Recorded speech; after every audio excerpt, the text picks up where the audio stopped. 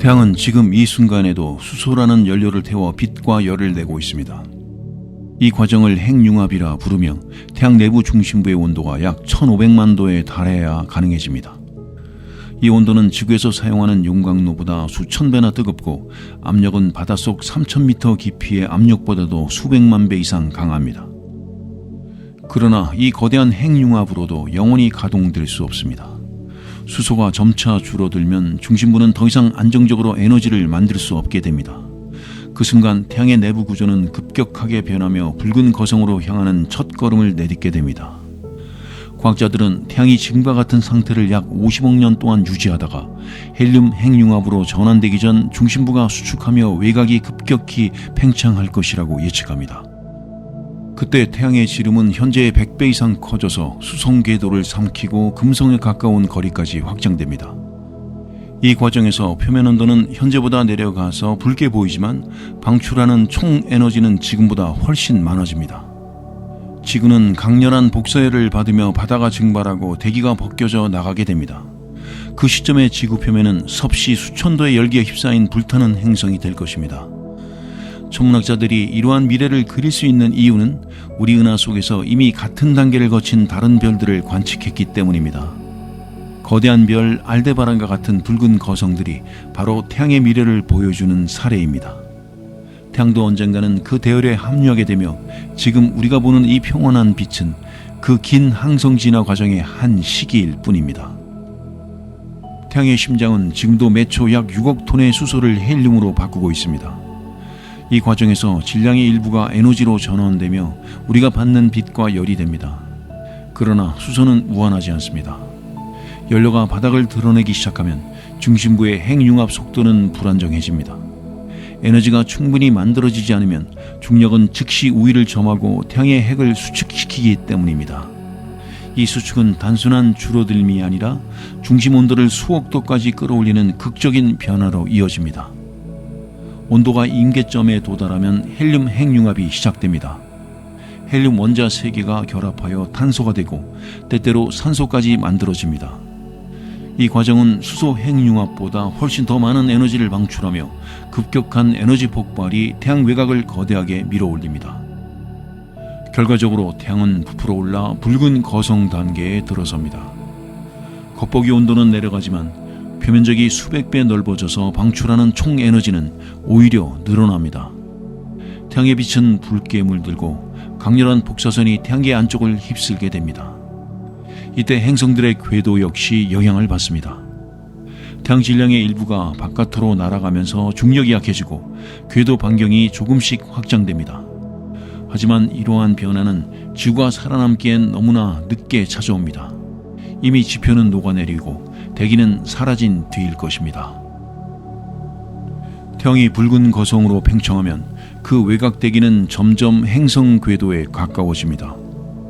먼저 수성은 완전히 삼켜지고 금성은 표면이 녹아내린 채 태양의 대기에 흡수됩니다. 지구는 그보다 조금 더 오래 버티지만 결과는 피할 수 없습니다. 태양 표면이 지구 궤도에 닿지 않는다 해도 강렬한 복사열과 태양풍은 대기를 벗겨내고 바다를 증발시킵니다. 지표 온도는 섭씨 수천도에 달하며 암석조차 녹아내려 용암 바다가 됩니다. 지구는 더 이상 푸른 행성이 아니라 붉고 뒤틀린 불덩어리로 변모합니다. 화성은 잠시 동안 새로운 생명 가능 지대에 들어설 수 있습니다. 그러나 이 시기는 매우 짧고 결국 태양의 열과 강풍의 표면이 황폐해집니다. 가스 행성들의 위성들, 예를 들어 목성의 위성 유로파나 토성의 위성 엔셀라두스는 오히려 얼음 껍질이 녹으며 잠시 바다를 드러낼 가능성이 있습니다. 이 붉은 심판의 시기 동안 태양계 전체는 재편됩니다. 행성들의 궤도는 질량 손실로 인해 조금씩 멀어지고 소행성과 혜성의 분포도 달라집니다. 그러나 이 변화는 생명을 구하기에는 너무 늦습니다. 태양이 거성을 유지하는 수천만 년 동안 태양계 안쪽은 완전히 불모의 공간으로 바뀌게 됩니다. 태양이 팽창하여 내부 행성들을 불태우는 동안 태양계 외곽의 차가운 세계에는 예상치 못한 변화가 찾아옵니다. 목성, 토성, 천왕성 그리고 해왕성 주변의 혹독한 얼음 위성들이 서서히 녹아내리기 시작하는 것입니다. 목성의 위성 유로파나 가니메데 그리고 토성의 위성 엔셀라두스와 타이탄은 태양으로부터 받는 에너지가 수십 배 증가하게 됩니다. 두꺼운 얼음층 아래 숨어있던 바다의 표면이 드러나고 차가운 암흑성에 갇혀있던 물질들이 액체 상태로 변합니다. 이 순간 태양계의 외곽은 잠시 동안 생명 가능 지대가 되어 미생물이 살 수 있는 환경이 열릴지도 모릅니다. 그러나 이 봄은 매우 짧습니다. 붉은 거성 단계의 태양은 불안정한 상태를 반복하며 수백만 년 내에 강력한 태양풍과 복사율이 위성들의 대기와 물을 우주로 날려버립니다. 타이탄의 두꺼운 대기도 결국 사라지고 유로파와 엔셀라두스의 바다는 다시 얼음 감옥 속에 묻히게 됩니다. 그럼에도 불구하고 이 짧은 기간은 태양계의 역사에서 매우 특별한 장면을 남깁니다.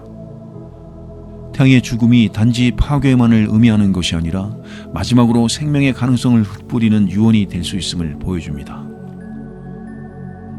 붉은 거성 단계가 끝나면 태양은 거대한 껍질을 우주로 방출하며 행성상 성운을 형성합니다. 이 빛나는 가스 구름은 수만 년 동안 은하 속에 부유하며 태양이 품었던 원소를 다시 우주로 돌려줍니다. 중심에는 크기가 지구와 비슷하지만 질량은 태양의 절반에 달하는 백색 외성이 남습니다. 표면 온도는 수만 도에 이르며 강렬한 자외선을 방출하지만 더 이상 핵융합을 하지 못합니다. 그 빛은 잔열이 식을 때까지 수십억 년 동안 서서히 약해집니다. 백색 외성 주위에는 더 이상 행성의 원형을 알아볼 수 없는 파편들이 남아 있습니다. 이 잔해 중 일부는 성운의 일부로 흩어지고 일부는 여전히 희미한 궤도를 돌며 태양의 유고를 지킵니다. 태양계는 이제 차갑고 고요한 무덤으로 변합니다. 그러나 이 죽음은 끝이 아닙니다. 태양이 남긴 탄소, 산소 질소는 새로운 별과 행성 그리고 미래의 생명에 필요한 재료가 됩니다. 100억 년을 살았던 한 별의 마지막 숨결이 또 다른 별들의 탄생을 위한 씨앗이 되는 것입니다. 여기서 잠깐 자료 만들 시간조차 없을 때 단 한 줄로 프리젠테이션을 뚝딱 완성하는 방법이 있습니다.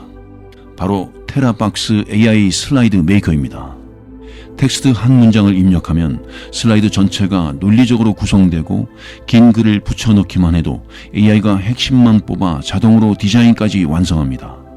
문서, PDF, 파워포인트 어떤 자료든 올리면 AI가 핵심 내용을 추출하여 깔끔한 발표 자료로 바꿔줍니다.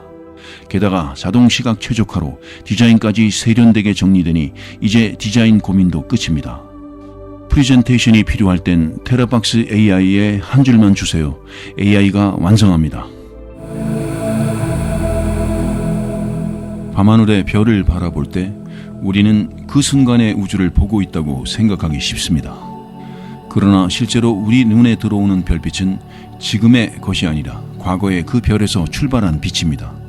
예를 들어 지구에서 가장 가까운 항성인 프록시마 센타우리의 빛은 약 4.24년 전, 그러니까 4년하고도 3개월 전에 떠난 것입니다. 다시 말해 우리는 이미 몇 년 전에 그 별을 보고 있는 셈입니다. 이 원리는 아주 간단합니다. 빛이 아무리 빠르더라도 우주에서는 거리가 워낙 크기 때문에 이동하는 데 시간이 걸립니다. 빛은 초당 약 30만 킬로미터를 달립니다. 하지만 은하 사이의 거리는 너무 멀어서 빛조차도 수십만 년, 수백만 년이 걸려야 도달합니다. 예를 들어 안드로메다 은하에서 출발한 빛은 우리 눈에 닿기까지 약 250만 년이 걸립니다. 오늘 우리가 보는 안드로메다 은하는 인류가 아직 원시 도구를 만들던 시기의 모습을 그대로 담고 있는 셈입니다. 별빛이 품은 시간 정보는 단순한 흥미거리를 넘어 천문학자들에게 우주의 역사를 연구하는 강력한 도구가 됩니다. 미국의 천문학자 에딘 허블은 20세기 초 먼 은하일수록 빛이 더 붉게 변하는 현상, 즉 적색 편의를 관측했습니다. 적색 편의는 마치 구급차가 멀어질 때 사이렌 소리가 낮아지는 것처럼 파장이 늘어나면서 붉은색 쪽으로 이동하는 현상입니다. 이를 통해 허블은 우주가 팽창하고 있다는 사실을 밝혀냈습니다. 우리가 먼 은하를 관측한다는 것은 단순히 그 은하를 보는 것이 아니라 수십억 년 전 팽창하던 우주의 모습을 직접 목격하는 것입니다. 이탈리아의 철학자이자 과학자이자 물리학자이자 천문학자인 갈릴레오 갈릴레이가 망원경으로 목성을 관측하던 1610년, 그가 본 목성의 빛은 약 40분 전의 것이었습니다. 이는 태양에서 지구까지 빛이 오는데 약 8분 20초가 걸리는 것과 같은 원리입니다. 태양이 갑자기 사라진다 해도 우리는 8분 20초 동안은 아무 변화도 느끼지 못합니다. 이런 시간 지연은 가까운 천체에서는 짧지만 거리가 멀어질수록 그 차이가 엄청나게 커집니다.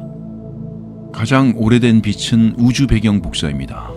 이는 빅뱅 후 약 38만 년이 지나 처음으로 우주가 빛을 투과시킬 수 있게 되었을 때 생겨난 것입니다. 이 빛은 지금까지도 약 138억 년을 여행하여 지구에 도착하고 있습니다. 이를 관측하면 우리는 우주가 탄생하던 시기의 흔적을 마치 고대 문서를 읽듯이 복원할 수 있습니다. 결국 별빛을 본다는 것은 단순한 관측이 아니라 시간을 거슬러 올라가는 일입니다. 어떤 별빛은 공룡이 지구를 지배하던 시대에 출발했으며 또 어떤 별빛은 지구가 아직 형성되기도 전에 출발했습니다. 하늘을 올려다보는 그 순간 우리는 동시에 여러 시대의 우주를 보고 있는 것입니다. 별빛은 단순히 밝고 어두운 점이 아닙니다. 그 속에는 별의 성질, 나이, 거리, 심지어 움직임까지도 기록되어 있습니다. 천문학자들은 이 빛을 분해하여 스펙트럼이라는 색의 띠로 관찰합니다. 스펙트럼은 무지개처럼 빛이 여러 색으로 나뉜 모습이며 여기에는 특정 파장이 빠져있는 검은 선들이 나타납니다. 이를 흡수선이라고 부르며 별을 이루는 원소들이 빛을 흡수하여 생긴 것입니다. 이 검은 선의 위치와 모양을 분석하면 별이 어떤 원소로 구성되어 있는지 알 수 있습니다. 예를 들어 수소와 헬륨은 태양의 주성분이며 철, 칼슘, 나트륨 같은 무거운 원소가 많을수록 별이 한 세대를 지나 형성된 것임을 의미합니다. 이는 마치 나무의 나이테를 보고 나무의 나이를 알듯 빛 속 정보를 읽어 별의 역사를 해석하는 것과 같습니다. 또한 스펙트럼은 별의 온도와 표면 상태도 알려줍니다. 온도가 높은 별일수록 파란색에 가깝게 빛나며 온도가 낮은 별은 붉은 빛을 띱니다. 예를 들어 청백색으로 빛나는 별은 표면 온도가 1만 도 이상이며 붉은 별은 3,000도 이하인 경우가 많습니다. 이를 통해 천문학자들은 별의 나이와 진화 단계까지 추론합니다. 별빛이 주는 정보는 움직임을 파악하는 데도 쓰입니다. 별이나 은하가 우리 쪽으로 다가오면 빛의 파장이 짧아져서 푸른색 쪽으로 이동하는 청색 편이가, 멀어지면 붉은색 쪽으로 이동하는 적색 편이가 나타납니다. 미국의 천문학자 에드윈 허블이 먼 은하들의 적색 편이를 발견했을 때 그는 단순히 은하가 멀어지고 있다는 사실뿐 아니라 우주가 전체적으로 팽창하고 있음을 밝혀냈습니다. 심지어 별빛의 밝기와 깜빡임 패턴만으로도 그 별까지의 거리를 알 수 있습니다. 대표적인 예가 세페이드 변광성입니다. 이 별들은 밝기가 주기적으로 변하는데 그 주기와 밝기 사이에는 일정한 관계가 있습니다. 천문학자들은 이를 이용하여 수백만 광년 떨어진 은하까지의 거리를 계산합니다. 즉, 별빛은 단순한 시각 정보가 아니라 우주 탐험을 가능하게 하는 데이터의 집합입니다. 우리는 이 빛을 해독함으로써 직접 가보지 않아도 별과 은하의 성질, 위치, 그리고 과거의 모습을 정밀하게 그려낼 수 있습니다. 우리가 지금 하늘에서 보는 별 중 일부는 이미 존재하지 않을 수도 있습니다. 별이 폭발하거나 연료를 다 써서 꺼졌더라도 그 빛이 지구에 도착하는 데에는 수십 년, 수천 년, 심지어 수백만 년이 걸리기 때문입니다.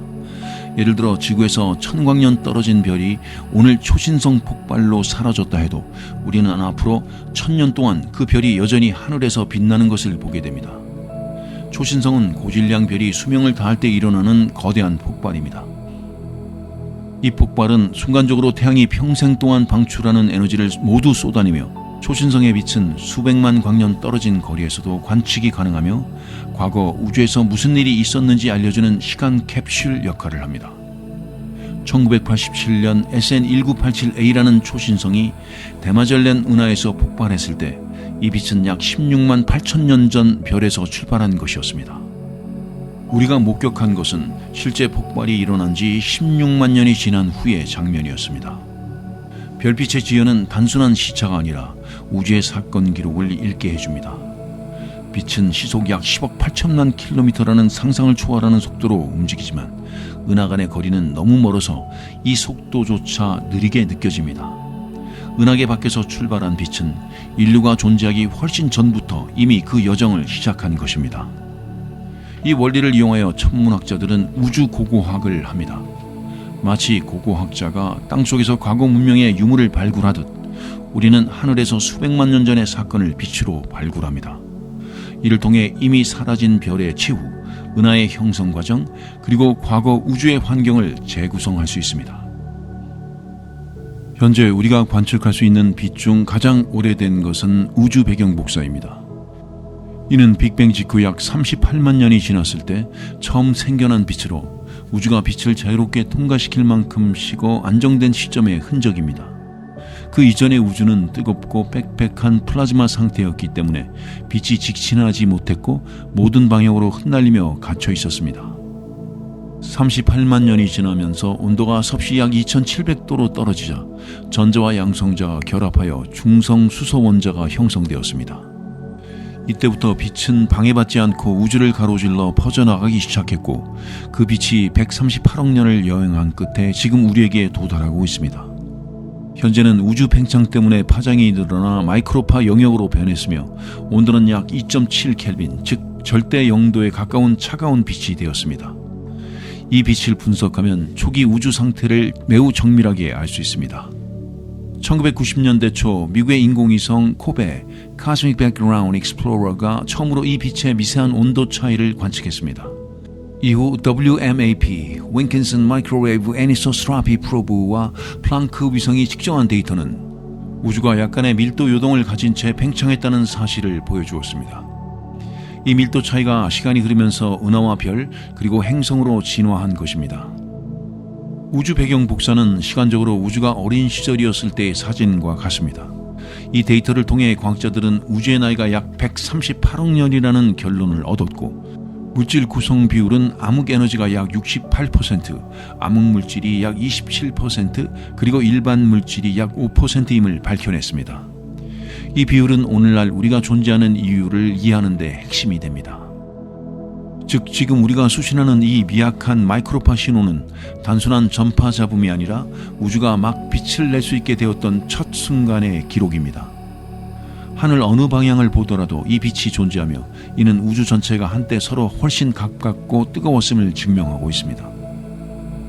별빛은 단순한 관측 대상이 아니라 우주 전체의 구조를 그리는 지도 역할을 합니다. 천문학자들은 수많은 천체의 위치와 거리를 측정하여 3차원 우주 지도를 작성합니다. 이 작업은 단순히 별이 어디에 있는지 기록하는 수준을 넘어 은하들이 어떻게 분포하고 서로 어떤 중력 관계를 맺는지까지 보여줍니다. 거리 측정에는 여러 기법이 사용됩니다. 가까운 별은 연주 시차를 이용합니다.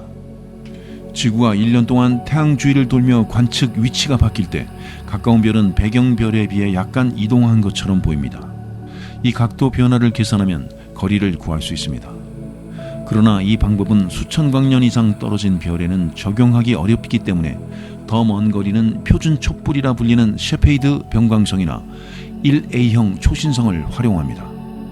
이들은 절대 밝기를 알고 있으므로 실제 관측 밝기와 비교하여 거리를 계산할 수 있습니다. 이렇게 얻은 거리와 속도 데이터를 모으면 은하들이 일정한 패턴으로 모여있는 것이 보입니다.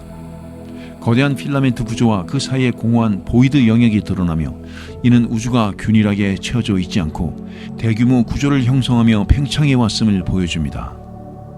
허블 심우주 관측 사진에는 지름 100억 광년에 달하는 영역 안에 수천억 개의 은하가 분포하는 모습이 기록되어 있습니다. 빛의 지도를 해석하면 우주의 과거와 진화 방향도 알 수 있습니다. 먼 곳에서 오는 빛일수록 오래된 시기의 우주를 보여주기 때문에 같은 지도 안에서도 시공간의 변화를 함께 담고 있습니다. 어떤 은하는 아직 별이 활발히 태어나던 시기의 모습을, 또 어떤 은하는 이미 별 형성이 멈춘 노년기의 모습을 담고 있습니다. 결국 이 빛의 지도는 단순한 현재의 우주 사진이 아니라 시간과 공간이 얽힌 거대한 기록물입니다. 우리가 오늘 관측하는 우주는 서로 다른 시대의 장면들이 한 프레임 안에 겹쳐있는 복합적인 풍경이며 별빛은 그 풍경을 해석할 수 있는 유일한 열쇠입니다.